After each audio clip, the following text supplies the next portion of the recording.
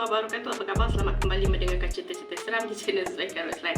So untuk video kali ini, saya sebenarnya nak buat cover story mengenai kisah-kisah seram ataupun pengalaman-pengalaman seram yang berlaku di Pulau Ubin. Pulau Ubin yang terletak di Singapura lah. Tapi sebelum tu, macam biasa, kalau korang baru untuk channel ni, jangan lupa tekan button subscribe dan juga aktifkan notifikasi lonceng sebab saya ada banyak lagi perkongsian menarik yang saya nak sharekan dengan korang. Dan terima kasih banyak-banyak kepada korang yang sudi kembali, sudi like, sudi share, sudi komen. Tak kira di mana sahaja korang berada, saya doakan semoga urusan korang dipermudahkan dan korang berada dalam keadaan kesihatan yang baik-baik, insyaAllah. Nama pun cover story, so kemungkinan besar korang dah pernah dengar cerita ni dekat mana-mana channel ataupun korang dah pernah baca dekat mana-mana blog-blog tempatan lah. Dan tak payah buang masa, jom kita mulakan untuk cerita kita yang pertama. Kisah yang pertama ni adalah berkenaan dengan dua orang sahabat yang merupakan kaki pancing yang bernama Bob dan juga Azim. So Bob dengan Azim ni memang diorang ni adalah seorang yang memang gemarkan memancing dan diorang selalu sangatlah pergi memancing dekat Pulau Ubin, dekat kampung Melayu yang terletak dekat Pulau Ubin. So biasanya kalau diorang memancing, diorang akan memancing seharian lah, sehari semalam. Esoknya diorang akan balik. Diorang akan pacak kemah dekat campsite dan diorang akan mula memancing. Selalunya memang macam tu. So Bob dengan Azim ni, walaupun diorang ni sahabat baik dan sering kali meluangkan masa untuk memancing bersama-sama, tetapi diorang ni berbeza sikit perangainya. Macam Bob, dia adalah someone yang boleh dikatakan menjaga solat. Even dia pergi memancing dekat mana-mana pun, dia still akan luangkan masa dia untuk bersolat. Berbeza dengan Azim. Azim ni berjenis macam asal boleh, kadang-kadang buat, kadang-kadang tak buat. So selalunya kalau Bob ni nak pergi solat pun memang dia akan ajak Azim lah, cuma Azim belum tentu akan ikut dia. Sama pada kejadian yang menyeramkan ni berlaku pada waktu tu adalah waktu maghrib. Jadi macam biasalah, Bob nak berhenti sekejap daripada memancing dan nak pergi menunaikan solat maghrib.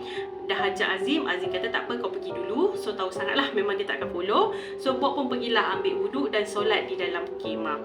Kemah diorang ni sebenarnya kemah besar, kemah yang tinggi tu. So dia bolehlah berdiri dalam kemah dan solat di dalam kemah.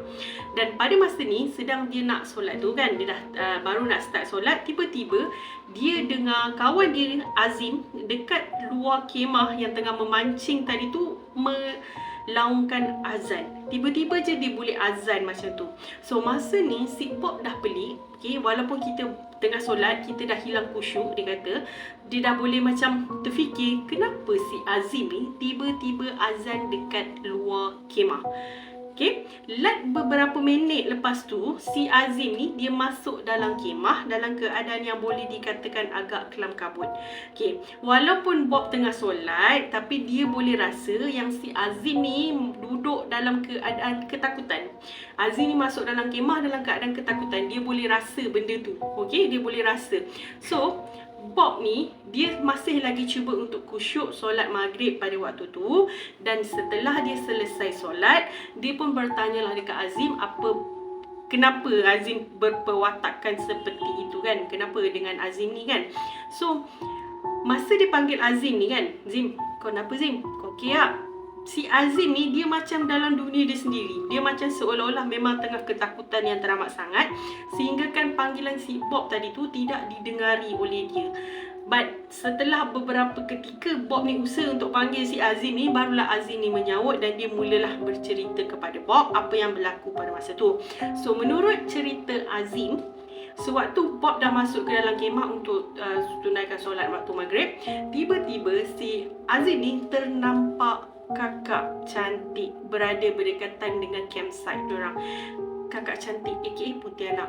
Dia nampak Pontianak ni, mula-mula dia macam nak abaikan, buat-buat macam tak nampak, tapi Pontianak tu mengilai. Disebabkan dia dengar bunyi hilaian tersebutlah, dia akhirnya melaungkan azan dan terus berlari masuk ke dalam kemah. So malam tu diorang tak jadi memancing, diorang hanya lepak dalam kemah dan terus pulang keesokan paginya. So itu pengalaman seram yang berlaku kepada Bob dan Azim ketika memancing di kampung Melayu Pulau Ubin. So kisah yang berikutnya ni berlaku kepada 5 orang sahabat yang pada masa tu sedang camping di Pulau Ubin lah. Diorang ni 5 orang lelaki memang plan nak pergi berkemping dekat Pulau Ubin tu, dan ketua dia boleh dikatakan Hamsha lah. Hamsha dia adalah macam leader. Dia pun agih-agihkanlah tugas untuk setiap orang. So masing-masing dapat peranan masing-masing dan diorang perlu jalankan tugasan masing-masing lah. So malam tu ataupun lewat petang, si Hamsha ni tengok kayu api tidak mencukupi. So masa ni sebenarnya Hamsha dah rasa macam sedikit marah disebabkan tugas untuk mencari kayu api tu adalah tugas kawan dia tadi tu, tapi kawan dia cari kayu api tak mencukupi. Okey, dia macam seolah-olah kau buat kerja sembrono macam tu lah, asal boleh, janji ada. Sepatutnya kayu api tu memang nak kena mencukupi sehingga ke pagi esok, sebab nak elakkan daripada nyamuk. Sebab kalau ada unggun api tak adalah nyamuk banyak sangat sebenarnya. So masa ni bila petang tu dia dah tengok unggun api tidak mencukupi, kayunya tidak mencukupi, Hamsha ni pun macam dalam keadaan marah nak pergi mencari kayu api. Okey, dia yang nak pergi cari. Dia tak suruh pun kawan dia tadi tu pergi cari, sebaliknya dia sendiri yang nak pergi. Dan dia ditemani oleh seorang lagi kawan dia. So diorang masuk ke dalam hutan yang berdekatan untuk mencari kayu api berbekalkan dengan lampu suluh. Okey, pada masa ni sebenarnya dah lepas waktu maghrib Hamsha pergi mencari kayu api tu So suasana memang dah gelap, bila malam memang dah gelap gelita jugalah. So Hamsha masuk mencari kayu api dan dalam keadaan yang sama dia ni membebel-bebel. Dia marahkan kawan dia tadi tu, tapi dia lepaskan dekat kawan yang seorang lagi tu. Bukan lepas lah, senang cerita dia membebel dekat kawan dia yang seorang tu. Cari kayu api tak cukup, tak pasal-pasal kena masuk hutan lagi dah malam-malam ni. Bebel macam tu lah. So diorang pun masuk dan mencari. Tak lama lepas diorang masuk ke dalam hutan tu, si Hamsha ni dia nampak ada seorang wanita yang sedang membelakangkan dia tidak jauh daripada tempat dia berdiri. Perempuan tu dia menyandar dekat sebatang pokok tapi dalam keadaan membelakangkan dia dan sedang menangis. Okey, kiranya dia tak nampak pun muka perempuan tu ke apa, tapi dia nampak daripada jauh itu adalah fizikal seorang wanita. Dan yang lebih menghairankan tu kan, dalam hutan ada perempuan dan perempuan tu tengah menangis. Pada masa ni memang tak fikir panjang, memang terdetik dalam hati nak pusing belakang dan cabut lari sahaja kan. So dia dengan kawan dia tak menegur, terus jalan pusing ke belakang dan dengan harapannya macam nak lari lah. Tapi baru je nak lari, baru je nak pusing, nak gerak balik kemah, perempuan yang tengah menangis tadi tu, suara tangisan tu hilang. Tiba-tiba kembali sunyi, macam seolah-olah berada dalam hutan yang betul lah suasana pada masa tu. Dan bila suasana dah sunyi, maksudnya diorang dah tak dengar bunyi tangisan tu, diorang pusing lagi sekali ke belakang dan tengok ke arah pokok tempat perempuan tu berdiri tadi, tetapi tiada siapa-siapa dekat situ. Perempuan yang diorang nampak tadi tu dah tak ada. Memang dah tak ada. So masa ni lagilah bertambah takut disebabkan kalau let's say diorang nampak perempuan tu ada kat situ, tak adalah takut sebab diorang tahu perempuan tu kat situ kan. Ni bila dah tak nampak, diorang dah tak tahu perempuan tu kat mana, jadi bertambah takut. Diorang pun lajukan langkah diorang untuk menuju semula ke kemah diorang. Dan masa ni dalam keadaan kelam kabut berjalan ni kan, sambil-sambil dalam hati berdoa lah untuk elakkan benda tu follow ke apa, Hamsha ni tersadung kayu, akar pokok dia tersadung. So bila dia tersadung, dia terus terjatuh dan dia terlepaskan torchlight dia daripada tangan dia. Masa ni memang dalam keadaan kelam kabut, tak nampak langsung ada akar kayu ke apa sebenarnya. So bila dia dah terlepas torchlight dia, bila torchlight tu jatuh dan bam dekat tanah, torchlight tu pun mati. Dah tak adalah lampu terang ke apa, hanya ada lampu kawan dia tadi tu sahaja. So dia pun meraba-raba ke lantai, ke tanah tu nak mencari torchlight dia. Dan bila dia jumpa, so selalunya kalau kita jumpa torchlight kan, korang tahu kan torchlight kalau kita nak hidupkan balik, kita pusing tekan button atas bawah, kadang-kadang kita akan ketuk kan. So bila dia ketuk-ketuk, torchlight tu menyala dan secara tak sengaja dia tersuluh dekat atas kan. So bila dia suluh dekat atas, si Hamsha ni pun secara tak sengaja tertengok dekat atas. Dan bila dia tengok dekat atas pokok, yang dia nampak adalah seekor burung yang sangat besar. Bukan itu sahaja, burung tu turut sama mengibar-ngibarkan sayapnya. So masa ni memang diorang terus lari nak balik dekat kemah dan berdoa banyak-banyak supaya tak ada apa-apa yang berlaku. Dan bila dia sampai dekat kemah, dia tak ceritakan apa-apa dekat kawan dia sebab takut diorang takut. Namun sewaktu diorang duduk melepak-lepak dekat luar kemah tu, tiba-tiba suara tangisan tadi kedengaran lagi. Dan kali ni, disebabkan lebih ramai yang dengar suara tangisan tu, salah seorang daripada kawan si Hamsha ni, dia pergi tegur pula dah suara tangisan tu. Dan bila dia dah tegur, masing-masing dah tahu benda yang dia tegur ni adalah benda yang kurang baik. Last diorang semua masuk ke dalam kemah dan duduk lepak sahaja dekat dalam kemah. Dan boleh dikatakan malam tersebut hari diorang ditemani oleh suara tangisan. Cerita yang ketiga ni berlaku kepada seorang petugas medik yang pada masa tu sedang bertugas di Pulau Ubin. So masa tu tak pastilah sebenarnya, saya tak tahulah dan saya tak berapa pasti sama ada aktiviti apa pada masa tu dekat Pulau Ubin. Tetapi yang pasti Ana ni dia sedang bertugas di pos medical yang terletak dekat Pulau Ubin lah. So kiranya diorang ni on standby mode kalau ada apa-apa yang terjadi dekat mana-mana peserta yang terlibat dalam program tersebut. So medical post ni memang ada petugas yang bertugas 24 jam dan beza ni adalah waktu siang memang lebih ramai petugas yang bertugas dan waktu malam hanya seorang sahaja medical yang standby dan orang tersebut adalah Ana.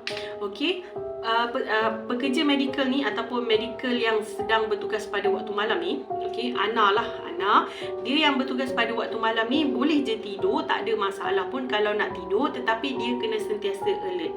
Kalau let's say ada bunyi ketukan pintu, bukan pintu lah, dia macam tent tu, macam tak tahulah macam mana, tapi boleh dengar bunyi ketukan lah, dan ataupun bunyi walkie-talkie tu.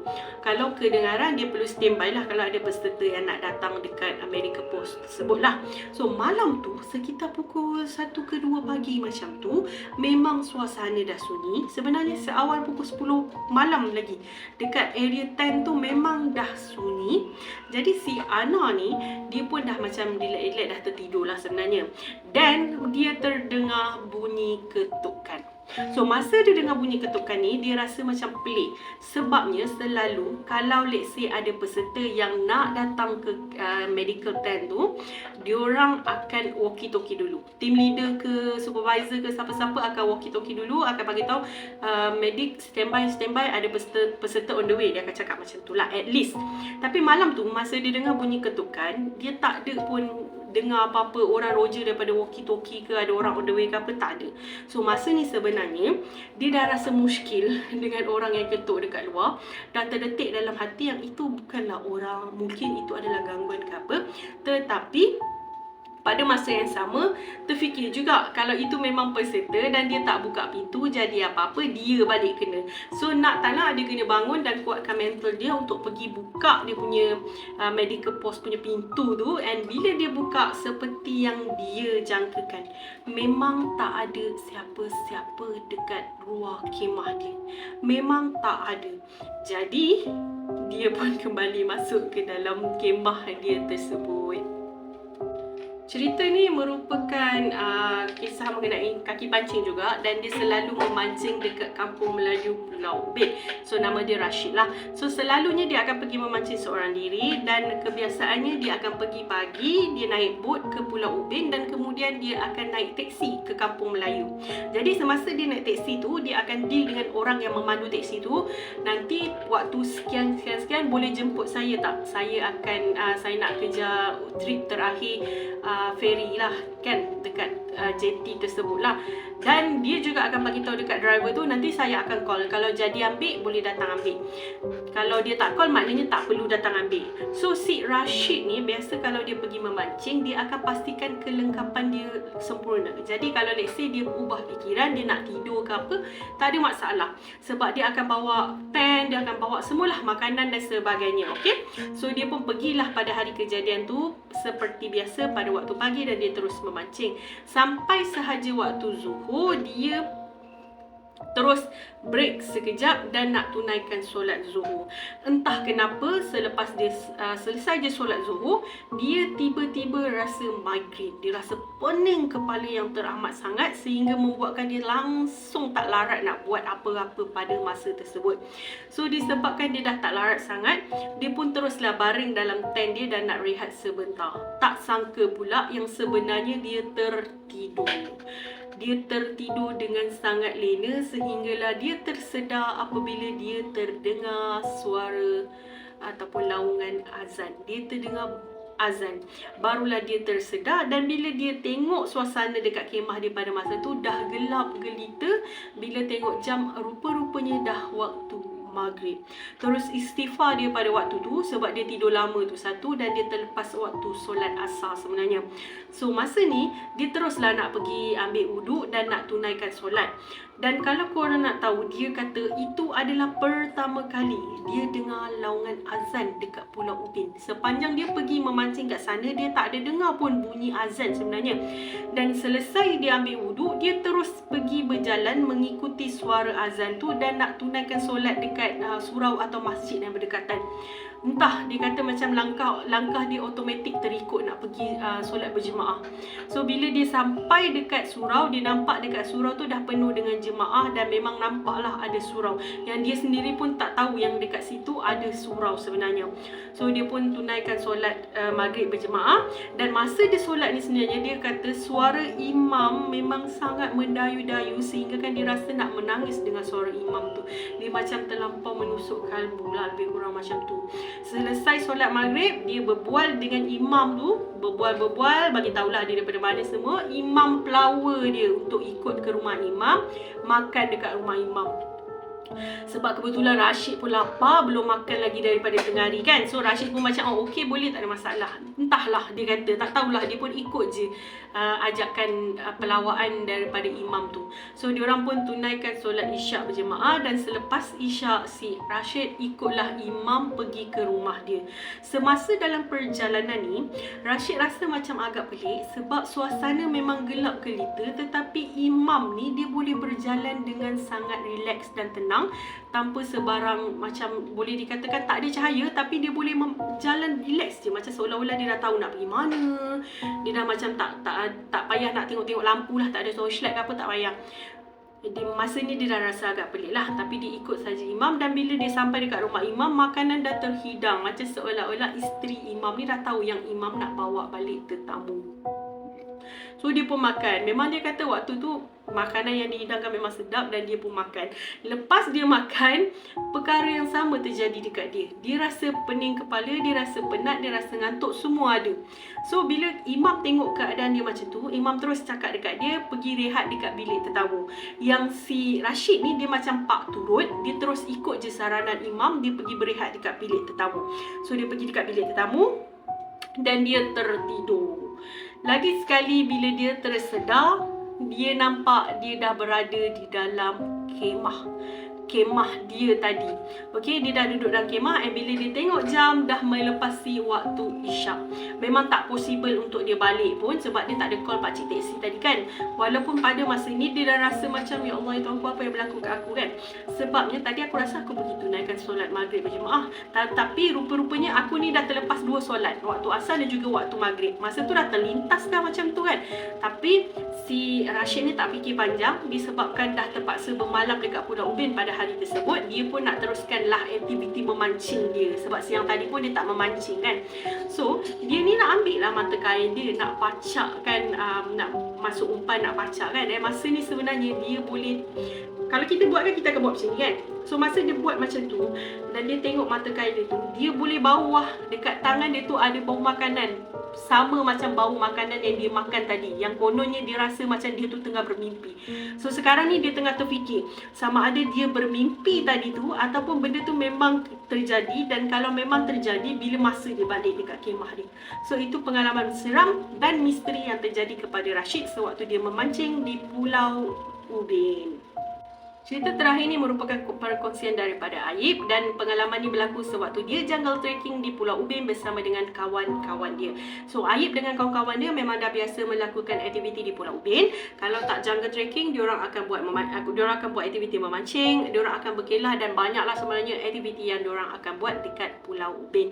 So pada masa kejadian menyeramkan ni berlaku, diorang ni buat jungle trekking lah, aktiviti jungle trekking dekat Pulau Ubin. So dia kata pada waktu kejadian ni terjadi, entah kenapa suasana malam tu macam bahang lain macam. So terasa panas. Diorang yang buat aktiviti ni mestilah rasa lagi cepat berpeluh, rasa lagi cepat kurang selesa. So bila dah seorang kawan dia utarakan benda ni ataupun cakap mengenai masalah tu, so diorang pun decide untuk break sekejap lah. Diorang cari tanah lapang, nak rehat sekejap, minum dan makan. Sebab diorang ni masing-masing bawa bekal. Biasalah waktu-waktu malam macam tu kan, mestilah ada nak bekal-bekal makanan dan sebagainya. So tengah duduk lepak ni, baru nak start makan dan minum, tiba-tiba salah seorang kawan dia yang bernama Imran sakit perut dan nak memerut yang teramat sangat. So Imran pun bangun meninggalkan diorang dan nak pergi memerut lah. So Imran ni dia pergi seorang diri, dia tak ajak pun siapa-siapa yang ada kat situ. Mungkinlah disebabkan dia segan ke apa nak memerut kan, tak biasa. So dia pun pergi seorang diri. So kedudukan dia sekarang ni hanya Aib seorang sahaja yang boleh nampak Imran, disebabkan lagi dua orang rakan dia ni menghadap Aib, membelakangkan Imran kan. So diorang tak nampak pun Imran ni berjalan pergi mana kecuali Aib. Hanya Aib seorang sahaja yang nampak Imran. So bila dia tengok Imran, dia nampak Imran ni berjalan semakin lama semakin jauh. Okey, pada masa ni terdetiklah dalam hati, kenapa nak pergi jauh-jauh kan. So si Imran pun tegur, "Mak ai jauhnya si Aib ni tegur, "Mak ai jauhnya si Imran ni pergi, nak berak je pun." Dan disebabkan diorang yang ada dekat situ rasa macam berak ni adalah satu perbuatan yang lawak kan. So diorang pun duk bergurau senda lah berkenaan dengan berak. Biarlah dia nak pergi jauh-jauh, busuk kot, takutlah berbau sampai sini ke apa, nak makan tak selera. Lepas tu diorang gelak-gelak. Diorang macam having fun lah terhadap isu berak yang sedang Imran jalankan ni kan. So diorang pun gelak-gelak, dan masa diorang gelak-gelak ni, diorang boleh dengar yang suara gelak diorang ni disahut oleh suara lain. Maksudnya ada orang lain yang gelak sama dengan diorang. Okay? So masa dia dah dengar ada suara gelak yang halus ni, Aib ni pun suruhlah kawan-kawan dia diam kan, nak dengar kan, betul ke ada suara orang lain yang gelak dengan diorang pada masa tu. Dan bila dia suruh kawan-kawan dia senyap, tak ada pun bunyi gelak tu ke apa, tak ada. So Aib lagi sekali cakap dengan diorang, dan diorang sambunglah perbualan diorang, berborak-borak lagi sekali. Diorang pun gelak-gelak, dan bila dia gelak-gelak kali ni, dengar lagi sekali ada suara orang gelak sama. Diorang dah mula rasa tak sedap hati, dah mula rasa macam ada sesuatu. So si Aib ni pun cakap, kita cari Imran je lah, macam tu lah kan. Sebab dia tak nampak pun Imran kat mana, dan diorang dah lama Imran ni tak sampai-sampai. So diorang duk jerit lah nama Imran, Bran. Tapi suara Imran ataupun jeritan Imran tu, jeritan diorang memanggil Imran tidak disahut sama sekali. Memang tak ada sahutan daripada Imran, dan diorang tak nampak pun Imran dekat mana-mana. So masa ni dah mula risau. Diorang packing barang, nak tinggalkan kawasan tersebut dan nak pergi mencari Imran. Cari, jerit Imran, memang tak ada respon sama sekali. Sampailah diorang jumpa Imran dah terlentang dekat atas akar kayu macam tu lah, dan nampak Imran ni terbaring. So bila dia nampak Imran ni terbaring, diorang pun kejut lah Imran ni kan. Kejut Imran masa tersedar ni, dia dalam keadaan meracau. Dia duk cakap, "Pergi, jangan kacau aku, pergi." Macam tu. So diorang ni dah macam pelik. Cubalah tenangkan si Imran, sebab diorang tak tahu apa yang berlaku kat Imran kan, apa yang Imran nampak, apa yang Imran ni terkena kan. So diorang ni pun cubalah tenangkan Imran. Bila diorang dah tenangkan Imran ni nampak macam tak boleh calm down. Imran ni nampak macam seorang yang sangat tengah takut pada masa tu. So apa lagi, diorang decide nak turun, nak keluar daripada hutan tersebut dan nak keluar daripada Pulau Ubin tu sebenarnya. Tapi tak boleh juga diorang nak keluar daripada Pulau Ubin sebab dah malam tak ada ferry. So diorang pun decide nak keluar dulu daripada hutan tersebut.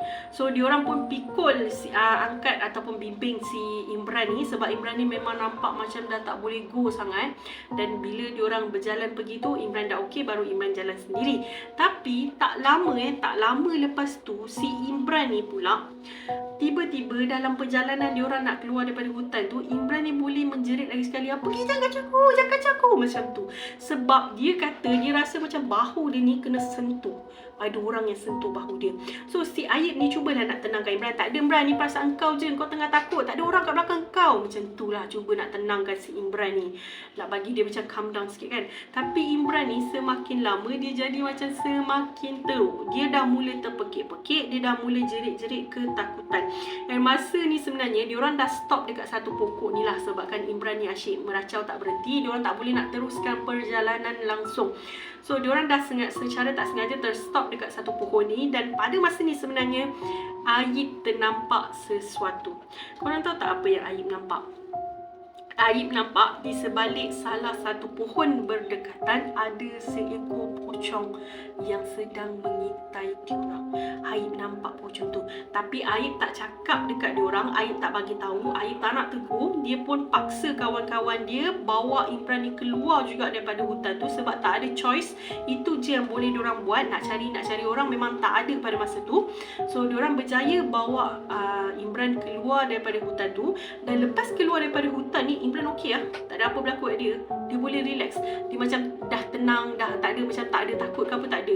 So malam tu diorang ni semua bermalam dekat jeti sahaja, nak tunggu ferry ke esokan harinya. So itu pengalaman seram yang dikongsikan oleh Ayib.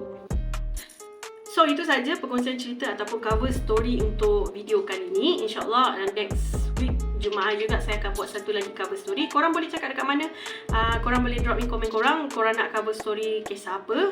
Saya akan cubalah insyaAllah. Dan itu saja, sampai kita jumpa on the next video. Stay tune dan stay safe. Terima kasih sebab tonton sehingga habis. Jangan lupa like, share dan komen. Assalamualaikum, bye.